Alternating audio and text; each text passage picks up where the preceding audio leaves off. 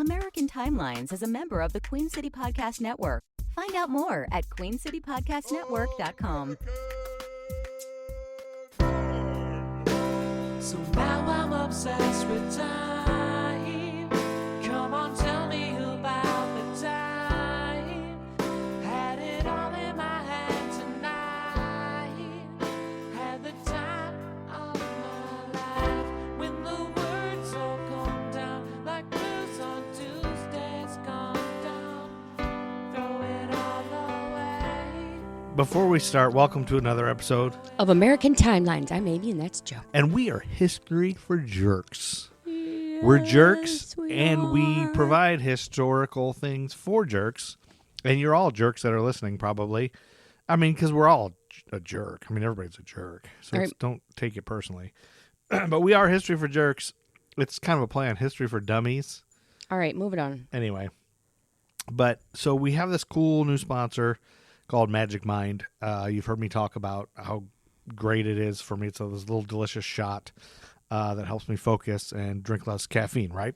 So that's not the whole point of it. They're doing this whole new thing, a challenge. Magic Mind is doing, they have challenged us to do a challenge for you all, and a lot of you guys are better at social media than us, so I think this is a challenge for our listeners. It's a 14-day challenge, and it is about being your best self for 14 days, and it's for good and for the rainforest. Yes. So Magic Mind, the people at Magic Mind are like, hey, we know we have this awesome product. This is delicious, and it does well for people. But we also want to get the word out also by donating to the Amazon rainforest. And so the way it's going to work, we're doing the challenge, and our listeners are going to do the challenge, and there's a contest, and you can win this contest and get Magic Mind super cheap, okay? Mm-hmm. So here's how it's going to work. The hashtag is hashtag 14 days of magic, okay? That's the challenge. And everyone's going to become their best self for 14 days and share your journey with us at magicmind.co/14 days of magic. You can get any Magic Mind pack with our discount code ATL14, okay? ATL14 is the code. You use that and you get 20% off. And you are also going to make content. 14 days of making content. You don't have to do it every day, but throughout the 14 days, and just show what you're doing as a better person. You're taking this Magic Mind. It's making you focus. It's making you feel better. What are you doing? How are you being a better person? I personally have decided, I haven't told you this, but I'm going to spend 14 days creating rather than consuming.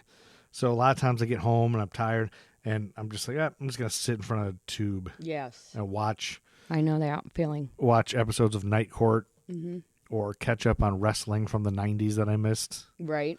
when I was living life. And I'm like, why am I doing this? Why am I all these hours I'm spending Right.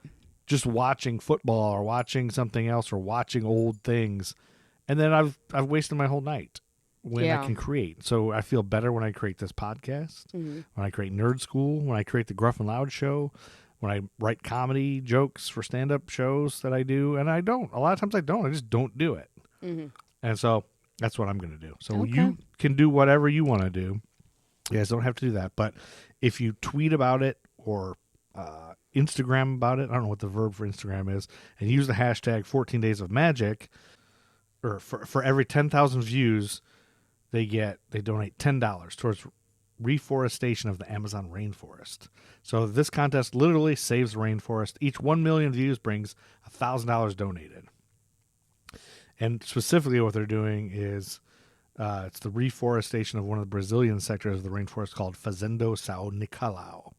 And so converting all that into cash is going to help their project, Magic Mind's partner, Pachama, who's doing this. Okay. So do that. Just get on social media and talk about what you're doing for 14 days to be a better person. And then also use our code ATL14 to buy Magic Mind. Do those two things together, and then you can win more things. But the real winner here is the Amazon rainforest. There you go. So I hope that's right. It's Okay. a little unclear. Yeah. But hopefully that's correct. But again, I take Magic Mind because there are adaptogens in it, and that comes from the word adapt. They naturally adapt to what your body needs, and it helps relieve stress. That's wonderful. That's one of the things. There's a bunch of things, and I've talked about them a lot. Ad nauseum is what I would say. I know I do talk about it a lot, but it helps me drink less that's coffee. right. That's I true. focus when I drink it, and I drink less coffee. I used to have to drink a bunch of coffee, and that wasn't good for my heart or making me jittery, and now I don't have that issue anymore. So, boom, in everyone's face. I love the Magic Mind. So I love the Magic Mind. I love the Magic Mind. It is very good for you. Drink it and get a subscription cheap using our hashtag. But now we're going to jump into Yes, please. September and October of 1956 here on American Timelines. Yep.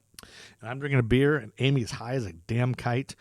So let's go. Jump right in. She's high on sniffing glue. It's all legal. It's all legal stuff you're smoking, right? It's called Hopped Up on Goofballs. Oh, hopped up. Amy's hopped up on goofballs, and I'm drinking a hazy Viking, and the jury's out on whether I like this or not, so we'll see. Yeah. Okay, so we're going to start on Monday, September 3rd. Are you ready for this? Sure. Well, strap in, because it's not a fun start to Oh, boy. September of 1956, because tanks were deployed at a school because of a racist demonstration in Clinton, Tennessee. They had to deploy tanks Jesus. to these fucking assholes. So I got a lot of this next story from blackpast.org, tnmuseum.org, Life Magazine, historymatters.gmu.edu, and the Tennessee Tribute. So those are all places. All this happened in Clinton, Tennessee. This is known as the Clinton desegregation crisis of 1956 at Clinton High School in Clinton, Tennessee. Black citizens began fighting for their children's rights to a better education.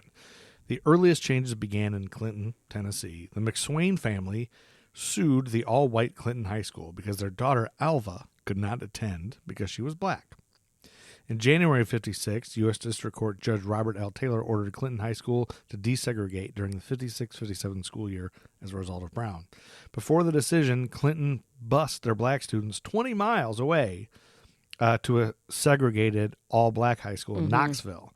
So they had a school right next to them, but they had to go. Because, these are kind of the nitty-gritty of the things people don't talk about.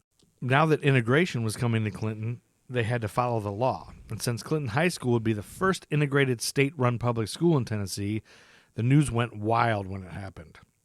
Subsequently, 12 African-American students, later known as the Clinton 12, registered to attend the all-white Clinton High School on August 20th, 1956. But here we're in September when school starts. Yeah. And the Clinton 12 were Alfred Williams, Alva J. McSwain, Anna Thresser Caswell, Bobby Kane, Gail Ann Epps, Maurice Souls, Minnie Ann Dickey, Regina Turner, Robert Thacker, Ronald Gordon Hayden, William Latham, and Joe Ann Allen. And they didn't know what to expect. It made them very nervous. Yeah. And the white community, of course, did not support them. So Bobby Kane, I just looked up some of them. Bobby Kane didn't want to go.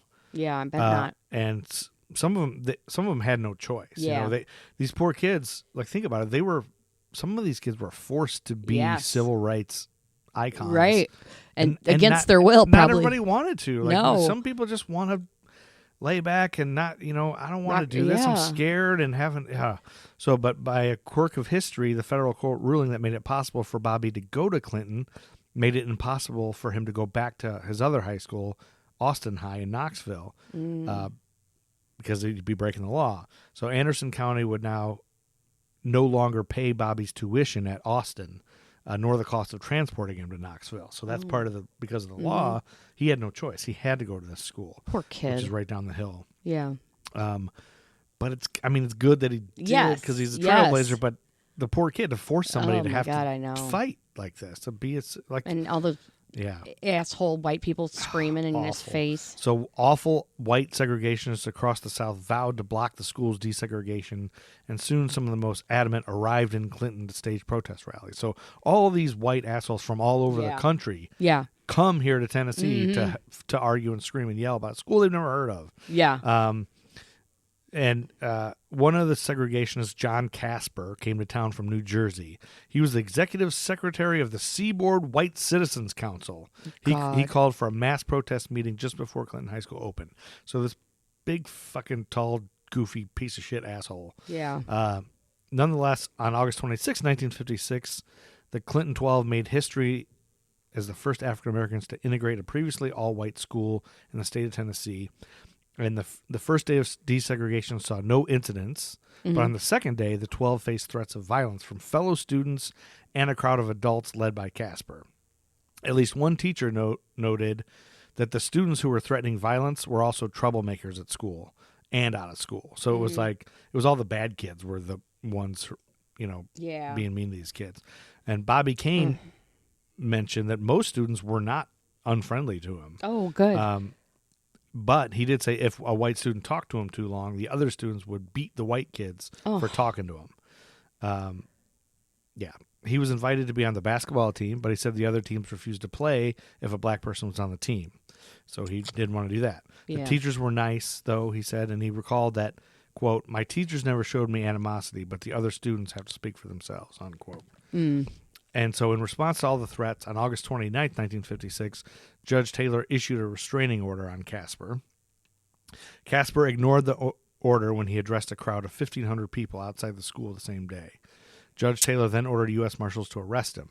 Good. Casper spent a year in jail for contempt of court. Good. And while Casper was in jail, another white Citizens Council leader from Birmingham, Alabama, Asa Carter, came to Clinton to continue to lead the protest. This guy's a big fucking asshole too. Yeah, and I think I've heard his name before. We've heard of his name before, and so I kind of looked him up to say, do I know this guy?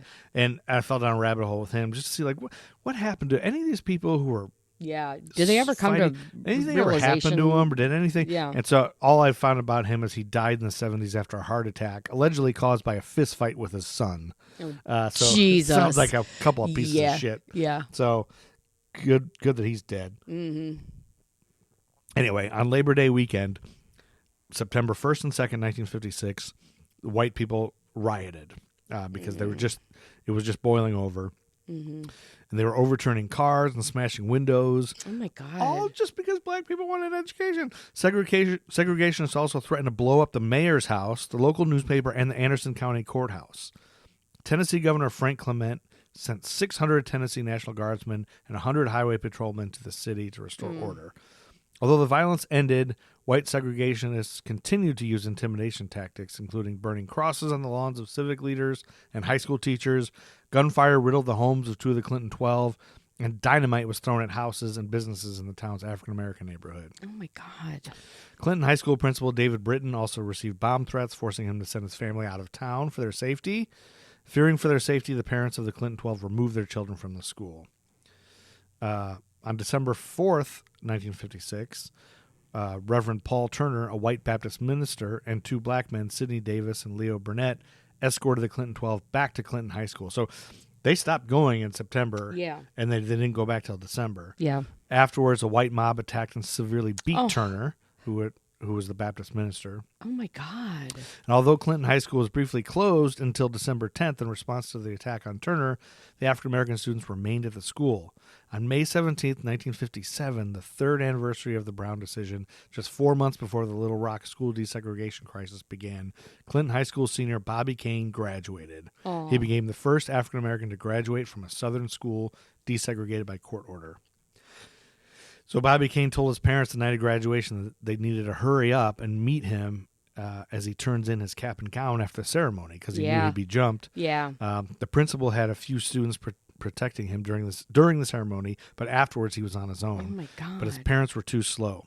Bobby Kane was again fighting as the white students turned off the lights in an ambush, and Bobby had to fight for his life. Jesus. So he just started swinging and fighting until his parents and others could arrive and circle him so he could safely turn in his cap and gown and go home. Oh, my God. He went home, grabbed the shotgun. Animals, and was those ready. people. Yeah. I mean, these are the things that people don't even talk about. They just talk about how hard it is. But the real, I had to dig for some of this, but there was interviews with Bobby talking about it. Yeah, I bet. He went home and grabbed the shotgun, was ready to shoot and to kill if anything came his way. A year later, Gail Ann Epps became the first black woman to graduate from Clinton High. Mm-hmm. Racial tensions continued, however, and on October 5th, 1958, a bomb destroyed much of Clinton High School. The school was rebuilt following a fundraising campaign led by evangelist Billy Graham, nationally syndicated columnist Drew Pearson, and local citizens. No incidents were reported after the school was rebuilt. But Clinton High School would become the first so major... nobody ever probably got arrested for that? I don't know. Bombing? I didn't really look into that. But Yeah. Clinton High School would become the first major victory in the decades-long campaign to desegregate schools across the U.S. So Clinton High School was a big one in the whole thing. That I'd never heard of that one. Yeah, I've never heard of Bobby Kane. But these are all things that, right? again, they don't want us talking about. They don't want you talking about because they don't want to. I mean, but it's just like bombing the whole entire school. Yeah, it's a little because excessive. it's inclusive. A little. I mean, it's like killing the girlfriend because if I can't have her, nobody can. Yes, have her, I It's know. like nobody can go to that it's school. Crazy. Like, what do you get out of it? Like, well, it's the public pool dilemma. yeah, just the hate. You Just know, the hate is if I have to so- share this with black people, I'd rather just not anybody have it. They're just so demonized in their brains that it's just awful. I mean, and I think it's just important to acknowledge it. Right. And keep in mind what we've come from and where we don't want to go back to. Anyway. Yes. And so we're going to do a little more uplifting, and we're going to jump to September 5th on Wednesday, 1956, when 20 people died in a train crash. Oh, my God. Is it uplifting? in Springer, New Mexico. I found an article from the Desert Sun. 20 people were killed and 7 were injured in a New Mexico train wreck when the chief runs head on into a mail train. Chief was a name of a train. Oh, my God. All killed were believed to be employees of the Santa Fe Railroad. And this article by William B. Dickinson said that the Santa Fe streamlined passenger train, the Chief, veered from the main line onto a siding and ran head-on into a stopped mail train, killing an estimated 20 people. J.K. Hastings, Santa Fe train master at Las Vegas, New Mexico, said a switch was thrown in error by railroad personnel. Wait a minute. J.K. Hastings, Santa Fe train master at Las Vegas. I don't think Las Vegas is in New Mexico, is it? Unless there's a Vegas, New Mexico. Anyway, he said a switch was thrown in error by a railroad personnel, shunting the speeding chief into the siding where the eastbound mail express was waiting for it to pass. The impact broke both these locomotives into pieces and telescoped 3 of the first sleeper and Pullman cars into masses of shiny metal. Apparently, all the dead were employees of the railroad, 4 of them operating personnel, 16 of them stewards and similar workers who were in one car asleep. Man, it'd be a way to wake up. Yeah, it'd be awful, right? And then on Friday, September 7th, 1956, Mrs. Louise Gordon attempted to register her children for classes at Clay Consolidated School in Webster County, Kentucky, and was turned away by a crowd of 100 or more racist, awful protesters. And then on Saturday, September 8th, Harry Belafonte's album Calypso goes #1 and stays #1 for 31 weeks. Do you know what the big hit song on Calypso is? Dale, daylight come and me want go home. That song largely contributed to the success of the album and has long been Belafonte's signature song. Yep. The single reaching #5 on Billboard's pop chart. But did you know that Starro was the 6th track on the album and the B-side of the Deo single, and it's essentially just a short reprise of Deo with slightly different lyrics. Did you know that? No. Starro. No. I didn't know that either. Anyway, but Deo is sung from the point of view of dock workers working the night shift loading bananas onto ships. That's right. Daylight has come, the shift is over, and they want their work to be counted so they can return to their homes. Tally me banana. Daylight come and me wanna go And the home. very next day that album goes to #1, Elvis Presley appeared on the Ed Sullivan Show for the first time. So he was a youngster still. He was a young guy, but and so I looked this up a little bit, and Ed Sullivan and Colonel Parker agreed to have Elvis appear 3 times for the then mind-boggling sum of $50,000. And the Colonel probably kept most of it. Yeah, that was the highest amount ever paid to a performer to appear on TV. Wow. Ironically, before Elvis had appeared nationally on television at all, Sullivan had turned down the opportunity to book Elvis on a show for $5,000. Oh, my He goodness. passed on the opportunity because he wasn't sure that Presley would be a good fit for his show's family audience. Mm-hmm. But after getting trounced in the ratings by Steve Allen, Ed had to concede, and he paid dearly. It would be a show business marriage made in ratings heaven, though. Oh, I bet. Unfortunately, a month before Elvis's Ed Sullivan debut, Ed Sullivan was involved in a nearly fatal automobile accident that left him hospitalized for weeks. Oh. So by the time September 9th, 1956 rolled around, Ed was still recovering from his injuries and was unable to host Presley's historic appearance. British actor Charles Laughton hosted the show from Ed's New York studio and introduced Elvis to the television audience. And he says, "And now away to Hollywood to meet Elvis Presley." And 60 million viewers were transported to CBS Television City in L.A. for Elvis Presley's performance of Don't Be Cruel and Love Me Tender, the latter being the title song of his first Hollywood feature film. This is all on YouTube, too. You can watch it. Oh, yeah. And then later he performed a hit from Little Richard, Ready Teddy. Mm-hmm. After that, he thanked Mr. Sullivan for the opportunity and wished him a speedy recovery.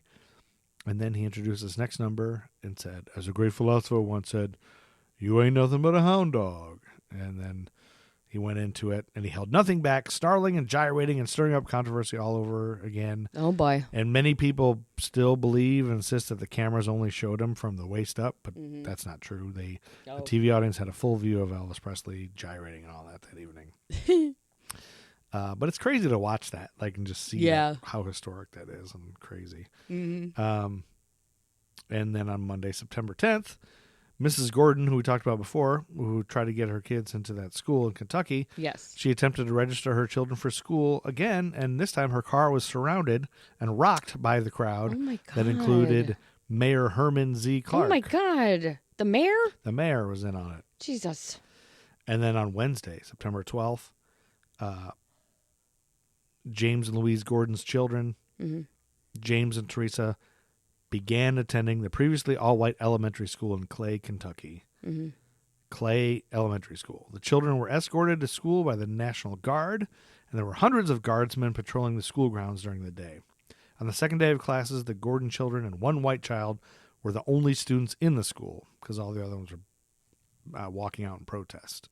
So one white kid stayed. Oh, my gosh. More than half the teachers did not report to work, and Minville L. Clark resigned. So fuck Minville L. Clark. Clark was a school teacher, and he was a pastor of the General Baptist Church. And in response to the attempt at integrating the school, it was ruled by the Kentucky Attorney General, Joe M. Ferguson, that the Gordon children should be denied admittance to the school because the Webster County Board of Ed did not have an integration plan. To help keep the peace, Governor Happy Chandler had activated the Kentucky National Guard and the state police. In Clay, Kentucky, the adjutant general of the National Guard, Major General J.J.B. Williams, was ignoring the news of the Attorney General's decision until he heard from the governor of Kentucky. He planned to continue to take Mrs. Gordon and her children to and from school. I got all this from the Notable Kentucky African Americans database. Okay. In between all this, on Friday, September 14th, IBM introduces the RAMAC 305, the first commercial computer with a hard drive that uses magnetic disk storage, and it weighs over a ton. Oh, my God. That's where we are with computers at this time. A ton. It's backwards time. And then on Tuesday, September 18th, 1956, based on the Kentucky Attorney General's ruling, did I say that right? The Union and Webster County school systems voted to officially bar black students from their schools. Governor Happy Chandler withdrew the National Guard troops. Louisville NAACP lawyer James A. Crumlin Sr. filed suit against the Sturgis and Clay school systems in the federal district court. Gordon et al. V. Collins et al. And Garnett et al. V. Oakley et al. The cases were represented by Crumlin and J. Earl Deering. In 1954, the U.S. Supreme Court had ruled Brown v. Board of Education and segregation was unconstitutional. In December of 1956, the Sturgis and Clay school systems were directed by U.S. District Judge Henry L. Brooks to submit their desegregation plans by February of 1957. Mm-hmm. Both school systems complied, and in September of 57, a whole year from now, African-American students were admitted to the schools. So it took a whole year for them to come up with that. Jeez. It was difficult. Mm-hmm. On Thursday of that week, we have our first birthday. Oh, here we go. Amy hates birthdays. Amy hates birthdays. American actor known for Pineapple Express and Office Space was born in Park Ridge, Illinois. Who was in both? Raised in nearby Rolling Meadows, his father Robert was a municipal finance director. His mother Margaret, or Peggy, was a school administrative assistant. I always wondered how you get Peggy from Margaret. Yeah. While attending Rolling Meadows High School, team colors purple, white, and gold, home of the Mustangs. Pineapple Express, was that Seth Rogen and James Franco or something? This guy's last name is Cole. He made his acting debut Oh, as Gary Snoopy. Cole. Gary Cole! Yeah. It is acting debut as Snoopy in a high school production of Clark Gessner's Peanuts musical, Your Good Man, Charlie Brown. And at that school, notable alumni include Jimmy Garoppolo for the 49ers and Sebastian Maniscalco, an American stand-up comedian. They went to the same school as Gary Cole. All now right. everybody knows that. Now everybody's better for knowing that. But did you know that Gary Cole attended Illinois State University, where he studied theater and was classmates with Laurie Metcalf and John Malkovich? Yeah, and there's somebody we know that knows Gary Cole? Yeah. Who was it? From Indiana U? Does that person also know John Malkovich and Laurie Metcalf? No, but it was like they were roommates with him or something. I can't remember who it was, though. Oh, my gosh. We might know Gary Cole's roommate. So when you think of it, just blurt it out. I will. We're almost October. Where are you going to take over? On Friday, September 21st, 1956, due to a combination of air friction and steepened dive path, an F-11 Tiger shot itself down with its own gunfire. Oh, my God. Whoopsie. Yeah. Young U.S. Navy test pilot Tom Attridge took off in his Tiger from Long Island, New York for a weapons test over the Atlantic. That's what they call an F-11 Tiger. Yeah. He climbed to 20,000 feet, started a Mach 1 dive, and fired 2 bursts of rounds from his 20 cannons until the ammunition was expended at 13,000 feet. He continued his dive, and around 7,000 feet, something powerful struck his windshield. Thinking it must have been a bird, he quickly realized he had a big problem on his hands, and his plane was losing power. Well, what was in the windshield? His own bullets. Pulling up, he throttled back to 230 miles per hour and began a return to base. Unable to maintain altitude, he attempted to apply more power, but the power would not exceed 78%. The plane went down into a sea of trees approximately a mile shy of the runway, traveling 300 feet and catching fire. It was a total loss. Attridge suffered a broken leg and several broken vertebrae, but thankfully survived. As he later learned, it was not a bird that took him down. It's turned out the crash was caused by a far more surprising source, his own rounds. Oh, my God. How do you... So there's this whole big thing about bullet speed versus supersonic speed, and I can really go into it. No, now, I don't think it'll make sense. But you could look this up, and yeah. So that's crazy. Yeah. These days, aircraft weapons systems are primarily missile based, so not just bullet based. So I think they're guided differently, and I don't think this will happen anymore. But Attridge will always be known as the pilot who shot himself down. Oh my goodness! But yeah, I don't think anybody knew that was possible until they realized we're now going faster than bullets can go. Yeah, that's so pretty crazy. funny, right? This is so crazy. And then September 28th, 1956, the Johnny Carson TV show last airs on CBS TV. It was a variety show he used to have.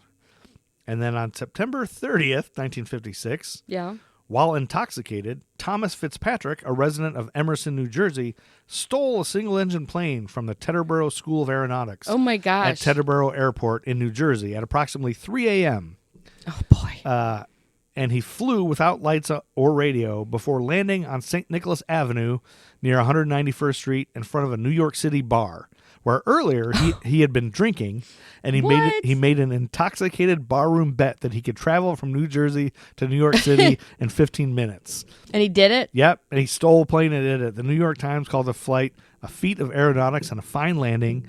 For his illegal flight, he was fined $100. Oh, that's not too bad. After the plane's owner refused to press charges. Oh. So not really any harm, no foul. No harm, no foul. That brings us to October of 1956. Okay. Where Amy, the beautiful, lovely, and talented Amy, is going to share an awful, awful true crime story for all you people that love awful, awful, horrible true crime. Right. I'm going to tell the story of Dr. John Bodkin Adams. John Bodkin Adams. So not John Adams, the former president. This is an Irish timeline, kind of. Irish? It's an Irish timeline. So I got my information, I based my research off of an article by Claren Conliffe from headstuff.org. Headstuff? That seems and like Wikipedia and Murderpedia. All right. Yeah. So I'm going to quote the top of this article that says, "For the profession of doctor to work in society, people need to trust them. Most honor that trust, but a few abuse it, some in horrific ways. One such scoundrel was John Bodkin Adams. Quite how deep his violation of that trust went is something that time and botched investigations have left us unable to know." So he was a doctor. Yes, but it's certain that he was one of the greatest scoundrels to ever bear the title of general practitioner. Wow, one of the greatest scoundrel practitioners of all time. Yeah. We're going to talk That's about. right. So he was born in Randallstown, Northern Ireland, 1899. Okay, Randallstown. So his father was a watchmaker and was also a preacher in the Christian Brethren, which was a Protestant group. A watchmaking preacher. He was named for his mother Ellen's brother John Bodkin, who was well known in Brethren circles for his successful missionary work in China. Right. John had a younger brother named William, and there was also a young girl in the family. Her name was Sarah Henry, and she was John's cousin. And she had been taken in by his mother after her own parents had died. So John was a student at a boarding school in Coleraine when his father died in 1914 of a stroke. Okay. Then in 1916, he went to study medicine at Queen's University in Belfast, and it was while he was there that his family suffered another tragedy. His young brother, William, died of the Spanish flu, and John also had fallen ill during those years at college. Okay. And missed a whole year of studies, but it might have been a stress-related deal. He graduated a year behind schedule in 1921 without honors, it says. Okay. His grades weren't that great, I guess. And a pass was a pass, and John was now a qualified doctor. So even though he barely passed... So it doesn't matter if you barely pass. Yes. Still, yikes. Can you imagine if you could see your doctor's grades before I know, you see a right? doctor? Yeah. Because I don't want to go. Nobody wants to go to those ones that barely passed. So he didn't make many friends at school. Most people described him as socially awkward. Okay. In his last year, though, in 1920, he attended a missionary conference, and he met this lecturer named Arthur Rendell Short, who was a surgeon from Bristol. Okay. And so they talked about the lecture and about John's famous uncle John Bodkin. Okay. When Arthur heard that John was a medical student, he offered him a job in Bristol after he graduated. That sounds very nice. So then John took him up on that after he graduated. So, but he didn't do well in the academic medicine field. So after 6 months, Arthur said, "Here, here's an advertisement. Why don't you go elsewhere? Go do something else." Yes. So he gave him an advertisement. And it was was some other thing that's not a doctor job. Well, it was from a Christian weekly, and it was looking for a religiously inclined man to join a group of general practitioners in Eastbourne, Sussex. Okay. So he applied for that job, and he got that job. Okay. Eastbourne was a prosperous and pleasant town in 1922, and John soon brought his mother and cousin over to set up a household. So throughout his university career, he wasn't the most talented doctor, but smart, as you could tell. But he was a really hard worker. Okay. He had a lot of hustle, so he was have a good Charlie Hustle. He was a Charlie. That's right. He was a Charlie Hustle. Charlie Hustle. And he made a lot of house calls, so that in the town he started to get a reputation. Oh, that guy will come any time of day or night. Yeah, he's not very He's bright. putting his bells on right now. He's not a good doctor, but he'll come over. He'll be there. That's right. And so he's kind of a dipshit. Now, but he'll Sussex, where he lived, was home to less richer people. Less richer? No, more richer. Oh. Richer people. I meant to say. Richer people, not less richer people. I didn't mean to say less. Okay. So anyway. You were just thinking about Les Nessman from WKRP in Cincinnati. For a minute. Because this guy kind of looks like, I'm looking at his picture on the Googles. He's a little bit. He looks a little bit like Les Nessman. Kind of a little bit like the guy in the Marvel movies who ends up being... what's the guy? The little German guy, the little tiny... All right, that was a great story. Hydra guy that ends up being MODOK, I think. I don't know who he ends up being. All right. Never mind. So there was all these rich people that lived there, and because it was in the country, but it was close enough to London, so it was perfect. You know, and I bet it was for rich people. I bet it was land. like idyllic. Rich people want a lot of land. Mm-hmm. And John's reputation as a doctor, willing to be called out, like we said, anytime, it helped him pick some of these rich clients. Yeah, I mean, among you gotta them, get your clients. Among those were William and Edith Mawwood, who had... they sound like they're going to be dead. They had a lot of money from William's successful Sheffield-based cutlery business. Oh. And so the doctor was first called out to attend Edith after she broke her leg in an accident, but he soon wedged himself into the position of family friend. Mostly, you know what? I love wedging myself into positions of family friendship. Well, he was just really persistent, I guess. Yeah, it sounds like it. And this not only got him into the local social scene, but also allowed him to appropriate gifts from the household, including the time he admired William's coat, asked him where he got it, and then went and purchased an identical one and charged it to the Mawwoods. That's pretty funny. Yeah, where'd you get that coat? Oh, okay. Macy's. I'll put it on your tab. That's right. Thank you. Through the 1920s. You told me where you got it. Must be from you. You must have wanted me to. So through the 20s, his social and financial status rose, and this was reflected in 1928 when he began employing a chauffeur to drive his two fancy cars around. Huh. I'd like to. Do you think I can get a chauffeur to drive my Prius? Yeah, might. Cars themselves were his passion, it seemed, rather than driving them. Along with this, John began to gain a slightly less savory reputation, though few were willing to speak ill of him openly. Okay. In addition to presumptions like those he'd made on the Mawwoods, several patients found on a second opinion that he had scheduled them for unnecessary and expensive operations. Ah, sounds like a dentist we had once. And one woman whose eyesight was damaged in an accident, and so she wouldn't be unable to sign anything, was shocked to find that the doctor was doing his best to get control of her power of attorney. Man. But the main thing was the wills.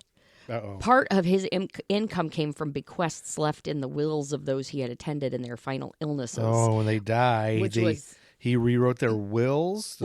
Doctor shit?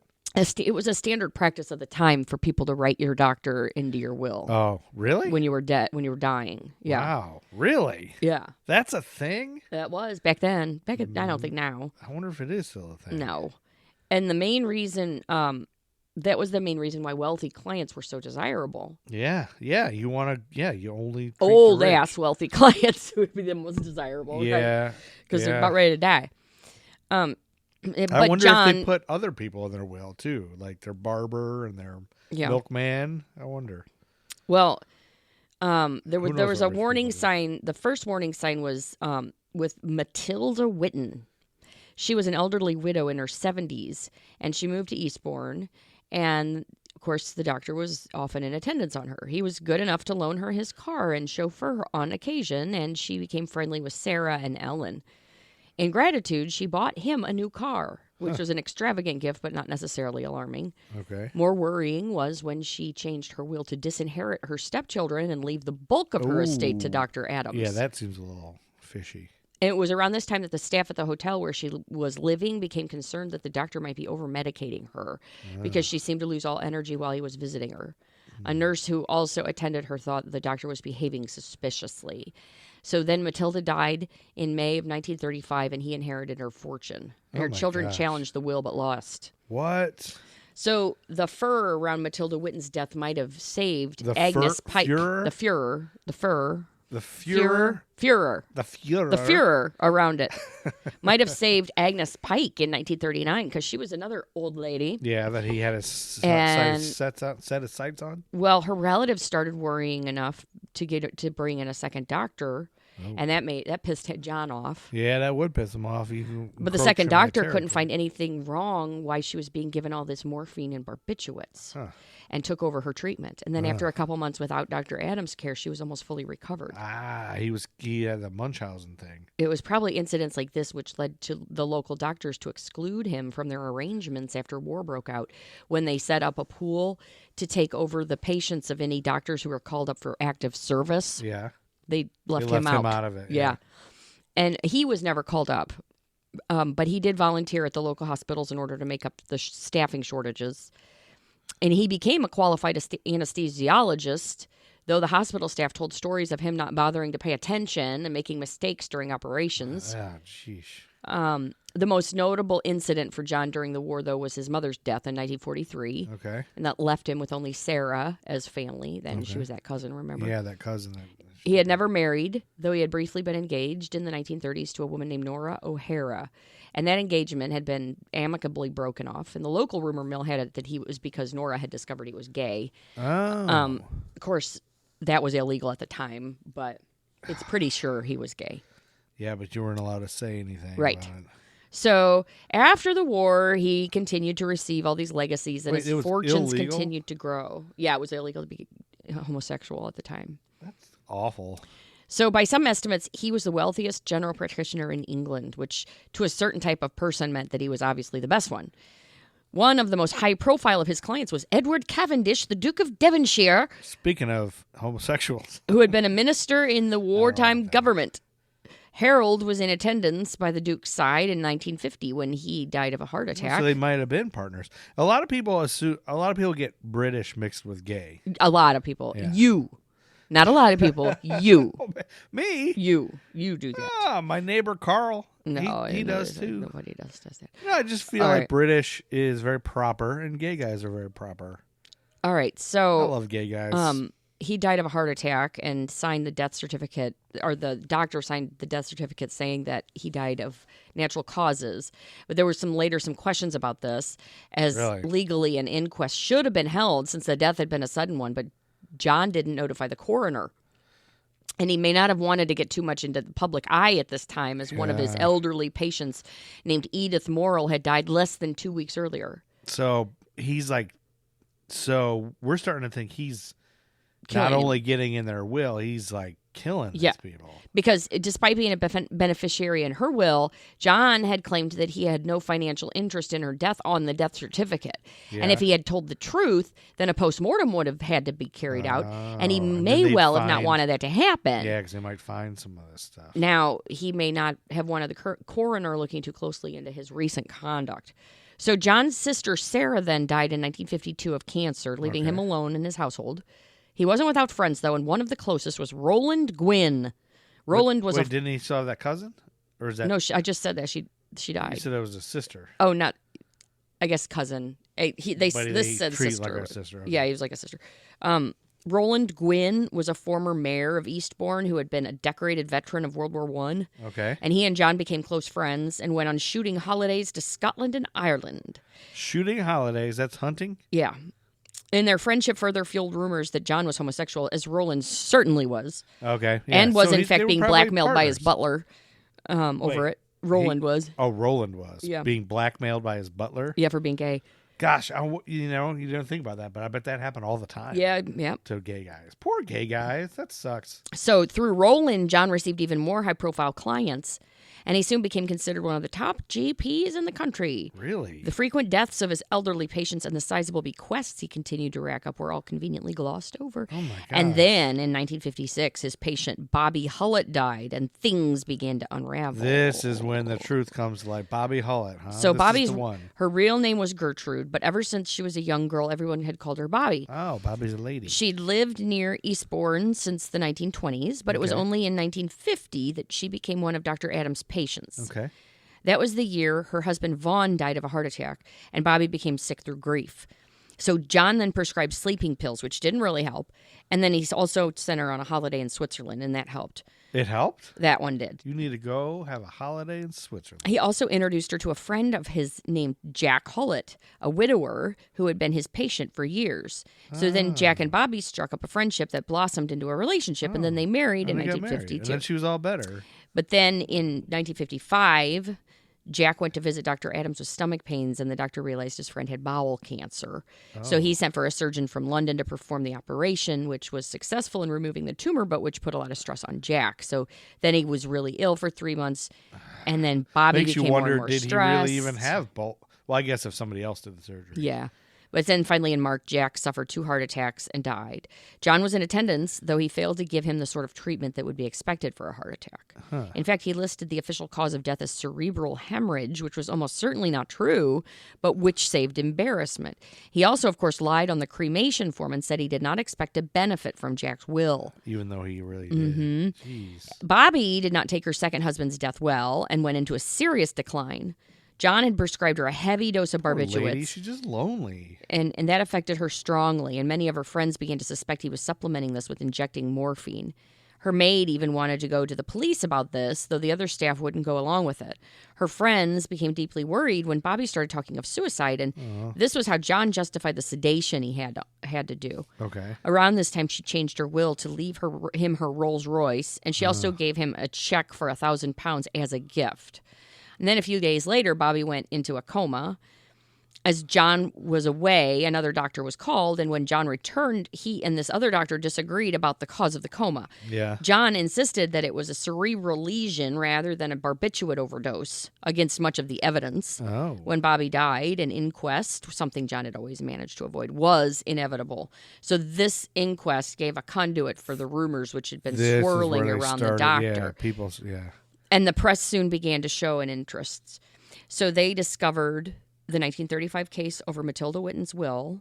Yeah. And as a result, they soon descended on Eastbourne in packs. Yeah. An army of journalists went over the town and dug out every story they could find about Dr. John Bodkin Adams. A journalist army, see? They all talk like this, see? And they all have press things in their hats. It says Well, except press. for it was in London.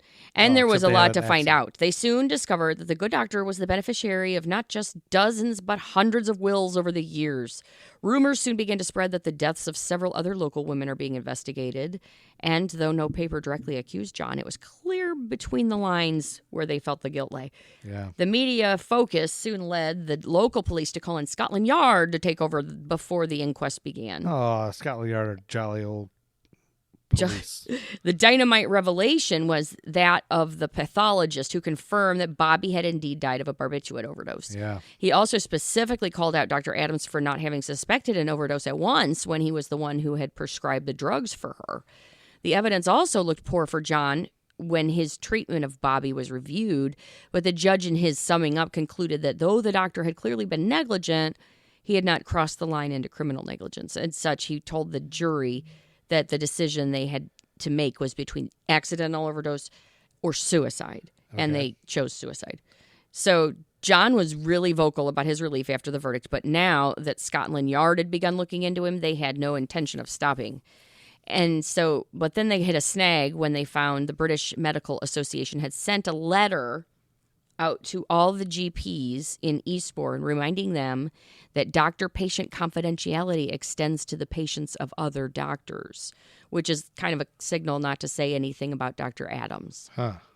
However, they soon began to build up an array of cases going back as far as 1935, almost entirely consisting of wealthy widows who had rewritten their wills to favor Dr. Yeah, Adams right after they'd before come they into his die. care. That's And crazy, yeah. yeah. So then in 1956, in October 1956, 2 Scotland Yard men called on Dr. Adams. They asked him about the drugs he had on the premises, and one caught him trying to hide 2 bottles of morphine in his pockets. When asked about Edith Morrell's death, the doctor said, "Easing the passing of a dying person isn't all that wicked. She wanted to die. That can't be murder. It's impossible to accuse a doctor." That, combined with lies that Dr. Adams told about the amount of morphine and barbiturates he purchased, which turned out to be massive, were enough to prompt the higher-ups at Scotland Yard to order an arrest. Every time you say barbiturates, What? I remember learning about barbiturates in elementary school. And then being like scared, like that was going to be a big concern. They were like, "There's a big concern. Like people are going to peer pressure you to take barbiturates." And my whole life, I remember thinking, being scared, there's going to be some pushers like, "Hey, I got some barbiturates." All right, moving on. So, there never was. So, Nobody's ever offered me a barbiturate. all right, listen. All right, go ahead. So I don't even know where I'm at. You got any barbiturates? This was protested by some among the investigation because they felt some of the other cases might be surer if they were allowed to investigate further. Edith had been cremated after all, but some others could be exhumed. Ooh. But those were overruled, as after all, the doctor could always be charged on these other cases later. So on December 19th, 1956, John Bodkin Adams was arrested for the murder of Edith Morrell. In the eyes of many in the media, the doctor was already guilty. Really? Yet from the They start, already made up the their mind. handling of the case was peculiar. For example, a copy of the inspector in charge of the case's report, effectively the entire case for the prosecution, was handed over to the BMA, the British Medical Association, who almost certainly passed it on to the defense. Okay. Similarly, the notebooks written by the nurses in the case of Edith Morrell were entered into police evidence, but though the defense somehow received a copy of them, the prosecution didn't know that. So by producing them into evidence while cross-examining one of the nurses, the defense managed to throw these key witnesses off balance and place doubt in their evidence. So despite the fact that the notebooks did actually confirm that Edith was receiving unusually high levels of morphine and other drugs, the defense managed to turn them to their advantage. Huh. So the trial then turned on the motive for the murder, and the defense was able to make headway here by pointing out that amount John received under Edith's will was paltry, especially compared to his own wealth. Okay. By this time, he had so much money. Yeah, because he had been piling it up. Yeah. And that was one of the reasons the police would have rather had a different case be prosecuted, one that he got more money from. He looks like Mr. Potter from It's a Wonderful Life. So anyway, they found him not guilty, though. Really? Yes. But he was charged with forging prescriptions and lying on cremation forms. So he was fined and he was struck off the medical register. But that would only stick for 5 years. And after that, he applied to be reinstated and was able to resume private practice. Can you believe that? That's crazy. Yeah. And there was a great deal of suspicion at the time that there had been a finger on the scales of justice and that either the prosecutor or the judge people off. or both had been influenced to direct the trial. One of the theories... when you got money, man, you can buy everything. One of the theories was that Roland Gwynn had used his influence to have this second charge dropped, as he'd been seen dining with the Lord Chief Justice during the trial. Yikes. But then there were other theories that the government had put pressure on the judge. The Duke of Devonshire, the patient whose death Dr. Adams had attended after Edith, had been the brother-in-law of Harold Macmillan, who had become prime minister only a few weeks before the trial. And it was alleged that the new prime minister was eager to avoid any scandal that might impact him from digging into the Duke's death. Yeah. So that was another one that was let go. Yeah, it's corruption, man. Yeah, so... money and power. This guy looks just like Mr. Potter from It's a Wonderful Life. It's a Wonderful Life. Yeah, so he looks evil. Yeah, he's Mr. Looks Potter. like a bad guy. He does look just like Mr. Potter, you're right. So anyways... See, he's sexy. Don't get me wrong. Mr. Potter was sexy. Yeah, I don't know about that. Women want to be with him, and men want to be him. So, yeah, that's pretty much the story. That's what you got? Yep. That's what I could come up with. That's not bad. So I'll just got a couple things in October, and we'll be done with this episode of American Timelines by History for Jerks. All right, let's hear it. So I kind of messed this up because I thought this happened October 4th, 1956, but I see my document says 1958, but it's a follow-up to the Thomas Fitzpatrick story I told you about, the drunk bar guy who went and stole a plane to win a bet in a bar. Yeah. On October 4th, I guess 1958, just before 1 a.m., so this is actually 2 years later, Fitzpatrick again was intoxicated, so he stole another plane from the same airfield and landed on Amsterdam 187th Street in front of a Yeshiva University building after another bar patron disbelieved his first feat. He was telling the story. Oh, my God. And then he's like, oh, yeah? You want to see? Yeah, oh, yeah. So for his second stolen flight, Judge John A. Mullen sentenced him to 6 months in prison, stating, had you been properly jolted then, it's possible this would not have occurred a second time. Yeah. Fitzpatrick said, it's the lousy drink that caused him to attempt the stunt. Local resident Jim Clark believed that Fitzpatrick's goal was to land on the field of George Washington High School, which is the same school that Tiny Tim and Ron Perlman went to. And another resident, Sam Garcia, described how times have changed, stating if it happened today, they would call him a terrorist and lock him up and throw away the key. Which is kind of funny to think, because they would. Yeah, you can't just go steal planes now. No. But yeah, and I knew that that's the school that Tiny Tim and Ron Perlman went to, because we covered it on the Gruff and Loud show. Oh, so you're familiar with the school. I already know that school from the Gruff and Loud show, baby. One of the first episodes of the Gruff and Loud show, which is the greatest YouTube show in history.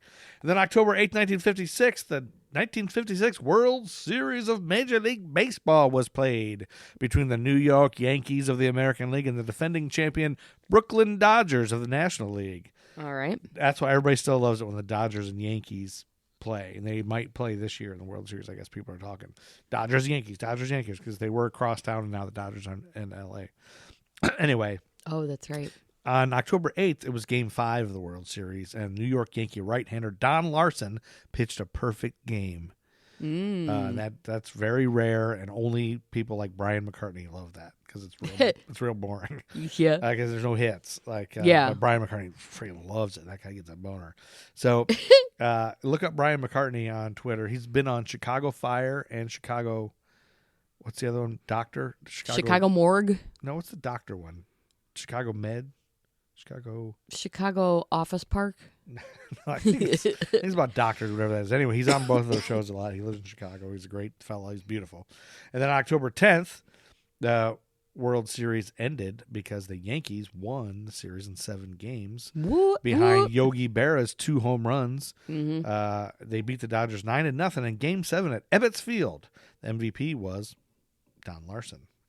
I guess so. The Yankees captured their 17th championship. Brooklyn won games 1 and 2. New York pitchers threw 5 consecutive complete games 3 and 7, to cap off the comeback. And Larson, who had that perfect game, was the series MVP, like I said. The Dodgers scored 19 runs in the first 2 games, but only 6 in the remaining 5 games, with just 1 in the final 3 games. This was the last World Series to date not to have scheduled days off. Although Game 2 was postponed today due to rain. So these were just consecutive. Now they have like time off. Now it's like the World Series goes through. Yeah. It's almost like Christmas by the time they're friggin' done with that shit. And then October 15th, 1956, William J. Brennan Jr. is appointed to the U.S. Supreme Court. Okay. That same day, the first plane to land safely on the water happened, and it was Pan Am Flight 6 from San Francisco to Honolulu. All 24 passengers and 7 crew survived. Oh, nice. It was a round-the-world airline flight that ditched in the Pacific Ocean and actually ditched the next day on October 16th, 1956. Can you imagine having to climb out of an airplane into the ocean? Yeah. On your seat, basically? It's after 2 of its engines failed. Flight 6 left Philly on October 12th as a DC-6B and flew eastward to Europe and Asia on a multi-stop trip. On the evening of October 15th, the flight left Honolulu on a Boeing 377 Stratocruiser Clipper named Sovereign of the Skies. And the accident was the basis for the 1958 film Crash Landing. Oh, man. So maybe we can rent that someday from Video Spectrum. And then on October 17th, this is a little African-American history I want to talk about. All right. Somebody who was born. It's a birthday. All right. Mae Jemison was born in Decatur, Alabama. She was the first African-American woman in space. Oh. She was the youngest of 3 children. Her father was a maintenance supervisor for a charity organization, and her mother worked most of her career as an elementary school teacher. How did I know you were going to Chicago. say teacher? You knew that? I knew it. I knew you were going to say teacher. You knew in Chicago. Maybe we knew her when we lived there. I doubt it. You don't think we knew someone who was born in 1956's mother when we were there? No, I doubt that. Anyway, Jemison knew from a young age that she wanted to study science and someday go to space. The television show Star Trek, and in particular, African-American actress Nichelle Nichols, portrayed by Lieutenant... Her portrayal of Lieutenant Uhura further stoked her interest in space. She graduated from Stanford University with degrees in chemical engineering as well as African American studies. She then earned her medical degree from Cornell. She was a doctor in the Peace Corps in Liberia and Sierra, and then she applied to NASA. She wrote several books for children and appeared on television several times, including a 1993 episode of Star Trek: The Next Generation. Anyway, she's awesome. And then on October 17th, 1956, the game of the century happened. Chess game of the century. 13-year-old Bobby Fischer defeated 1953 U.S. champion Donald Byrne in the Rosenwald Memorial Tournament at the Marshall Chess Club in New York City. So that's pretty amazing that a 13-year-old boy beat some record chess champ. And then I'm going to go through every move in that chess game. No, we're not doing that. We are not doing that. October 23rd, 1956 was the first video recording on magnetic tape that was televised coast to coast. It was a 2.5-minute video taped song from Your Hit Parade star Dorothy Collins, and it was inserted into the Jonathan Winters show. NBC engineers in New York wanted to see if the viewing public could tell the difference from the live portion of the show. When no one noticed the transition, the age of videotape was born. On October 29th, 1956, I'm going to end with this. NBC anchors Chet Huntley and David Brinkley team up for the first ever Huntley-Brinkley report. Oh. And then they go on to become the greatest tag team in wrestling history. No, the Powers of Pain. Did not happen. The Powers of Pain might be Chet Huntley and David Brinkley. Nobody really knows because they're from. Oh, really? They're from parts unknown. They have face paint. Oh, nobody man. knows if they're Chet Huntley or David Brinkley. Well, you might be right then. I doubt they are. Doubt it. The Powers of Pain. Yeah. They were managed by Mr. Fuji. Yeah. And that brings us to The end. the end of this episode of American Timelines by History for Jerks. Please don't forget your 14-day challenge. I've instructed you exactly how to do it easily, clearly, very and clearly. Concisely, no sweat. Makes a lot of sense. Just do your thing and hashtag 14-day magic. 14. What is it? You don't even know what it is. Hashtag 14 days of magic.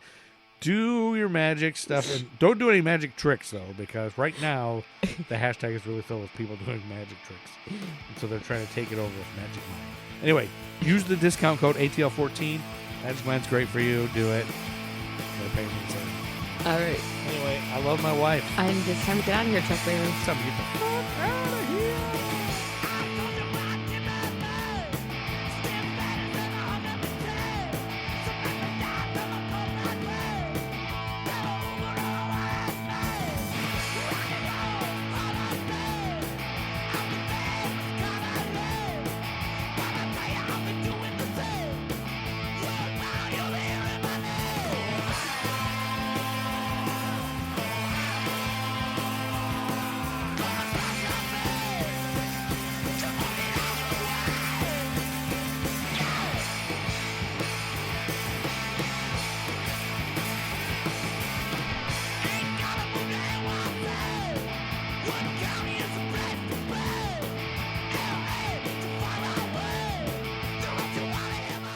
Matt Truman Ego Trip is the greatest band of all time.